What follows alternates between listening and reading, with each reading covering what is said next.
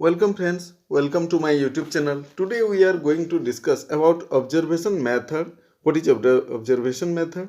Then its type and then the steps to be followed in observation method. आइए देखते हैं observation method क्या है. Observation is a method to collect data to find out the solution of various problems a teacher faces in teaching learning process in classroom.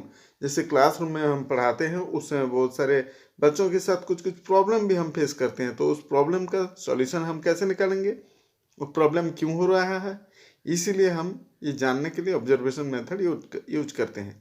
तो observation को literally हम बोल सकते हैं लुकिंग आउटसाइड, और इसमें जो ऑब्जर्वर ओवर्ट बिहेवियर को स्टडी करते हैं बच्चों का या सब्जेक्ट का, तो यहाँ overt behaviour gives indirectly the clue to the mental condition और स्टेटस ऑफ द ऑर्गेनिज्म या फिर सब्जेक्ट. जो सब्जेक्ट रहते हैं उनका ओवर्ट बिहेवियर, उनका मेंटल कंडीशन, स्टेटस क्या है, इसको हम जानते हैं और फिर इस तरह हम उनको स्टडी करके उसका रिजल्ट या फिर उसका जो सॉल्यूशन क्या हो सकता है इसको हम निकालते हैं, एज्यूम करते हैं. आइए देखते हैं types of observation. Observation method में कितने टाइप्स होते हैं. फर्स्ट होता है natural observation. The observer observes the specific behavioural characteristics of children और एडल्ट्स इन नेचुरल सेटिंग. जो नेचुरल सेटिंग रहता है, नेचुरल मतलब बाहर ऐसे खुलने में, वहाँ हम ऑब्जर्व करते हैं सब्जेक्ट को, बच्चों को. Subjects do not become conscious of the fact that their behaviour is being observe by someone. तो उसको कोई ऑब्जर्व कर रहा है, इसको उसको पता नहीं चलता, ये उनको पता नहीं चलता. The teacher can observe the behaviour of the student in his unconscious in the public places. मतलब उनको पता ही नहीं चलता, उनके अनकॉन्शियस में स्टडी होता है. जैसे कि हम प्लेग्राउंड में कर सकते हैं उनका स्टडी, क्लासरूम में कर सकते हैं, एमडीएम हॉल जहाँ खाना वाना खाते हैं वहाँ कर सकते हैं, या फिर कोई सोशल फंक्शंस जहाँ होता रहता है, एनुअल फंक्शन हुआ, बर्थडे पार्टी हुआ, मैरिज सेरेमनी हुआ, तो वहाँ भी हम कर सकते हैं. हाँ, और एक चीज़ यहाँ आता है कि बिहेवियर को जब स्टडी करते हैं तो वो ऑब्जर्वर करता रहता है, बट बच्चों को फील नहीं होता, उनको पता नहीं चलता कि उसका ऑब्जर्वेशन हो रहा है. सेकेंड टाइप में आता है पार्टिसिपेंट ऑब्जर्वेशन. यहाँ observer becomes the part of the group and observe the object. वहाँ वो ऑब्जर्वर और बच्चे या सब्जेक्ट जो मिल जाते हैं, घुल मिल जाते हैं और उनके अंदर वो ऑब्जर्व करते रहते हैं बच्चों का या सब्जेक्ट जो भी है उसका जो सिचुएशन है. Observer keeps perfect rapport with the group of children और adolescents. The observer remains as he is not present there to observe the actual behaviour. तो यहाँ देखते हैं तो ऑब्जर्वर क्या, वो अपने आप को हाइड कर लेते हैं, वो वहाँ शो नहीं करते कि मैं आपको ऑब्जर्व कर रहा हूँ, और उनके साथ खेलते हुए या हंसते नाचते गाते इस टाइप के उनके साथ घुल मिल के उनका जो बिहेवियर है उसको स्टडी करते हैं और रिकॉर्ड करके रखते हैं. थर्ड में आता है स्ट्रक्चर्ड और कंट्रोल्ड ऑब्जर्वेशन. ये ऑब्जर्वेशन एक लेबोरेटरी सेटिंग्स की तरह है. वो एक कन्फाइंड एरिया में या कन्फाइंड प्लेसेस में या फिर हम एक सेटअप में जो ऑब्जर्व करते हैं सिचुएशन को, उसको यहाँ हम स्ट्रक्चर्ड बोलेंगे. पहले से हम प्लानिंग करके रखते हैं और फिर उनका जो सब्जेक्ट है उनका स्टडी करते हैं. This is artificially controlled situation are created. तो यहाँ एक आर्टिफिशियली हम वो सिचुएशन बनाते हैं, इस टाइप का सिचुएशन बनाएंगे कि उसका जो रिस्पॉन्स है वो निकल के आएगा. फिर हम देखेंगे कि उसका रिस्पॉन्स कैसे आ रहा है एक सिचुएशन के ऊपर या एक एक्शन के ऊपर, उसका रिएक्शन कैसे हो रहा है, इसको हम देखेंगे. फिर यहाँ जो करते हैं ऑब्जर्वेशन वो एक ट्रेंड ऑब्जर्वर रहते हैं. तो वैसे नंबर ऑफ टाइम्स हम उसको सिचुएशन देंगे और उसका रिस्पॉन्स को लेंगे और स्टडी करेंगे. फोर्थ में आता है अनकंट्रोल्ड, अनस्ट्रक्चर्ड और फ्री ऑब्जर्वेशन.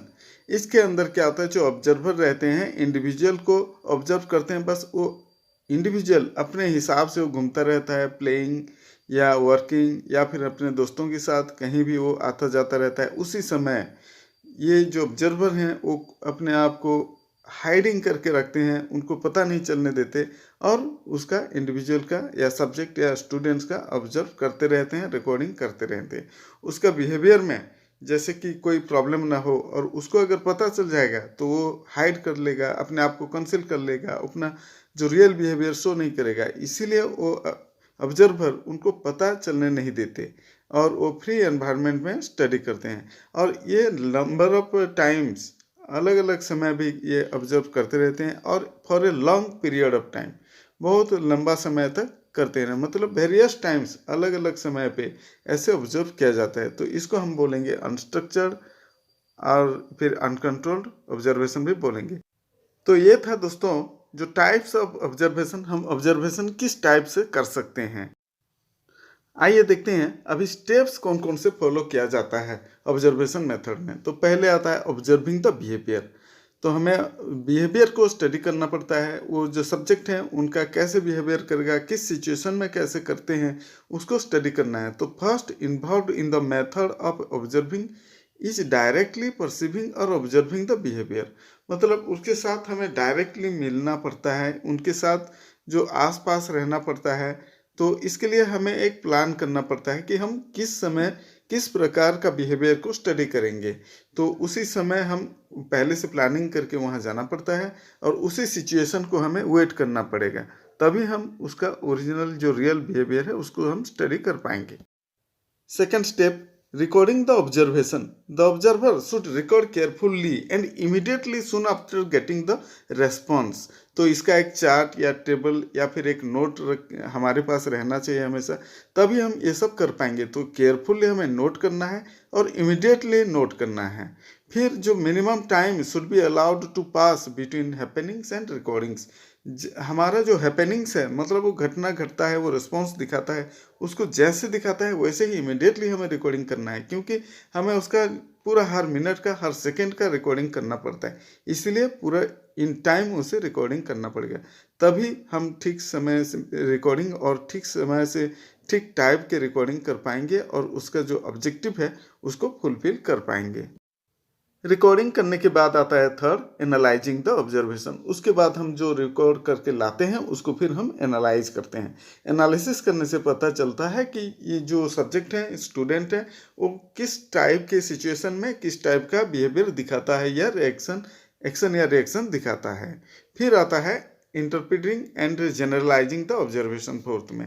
तो यहाँ क्या करते हैं, हम जो बच्चों को देखते हैं और उसके हिसाब से जनरलाइज करते हैं। तो इस टाइप का सिचुएशन जब भी आगे आएगा तो इस टाइप का बिहेवियर दिखाएगा, ऐसे हम बोल सकते हैं। और इंटरप्रेट करते हैं कि इस प्रकार के एक्शन या जो सिचुएशन है हमें आगे नहीं क्रिएट करना है ताकि वो बच्चा ठीक रहे। इस टाइप का हम एक इंटरप्रिटेशन और जनरलाइजेशन कर सकते हैं।